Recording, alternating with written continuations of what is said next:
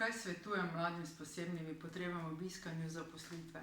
Svetujem to, da se pozanimajo o delodajalcu, ne samo z vidika možnosti kariernega napredovanja in osebnega dohodka, ampak tudi to, kako skrbi za zdravje zaposlenih in tudi kakšni so medsebojni odnosi. Namreč odnosi na delovnem mestu so lahko zaščitni dejavnik in tudi dejavnik tveganja za razvoj ali pa za poslabšanje določenih motenj v duševnem zdravju.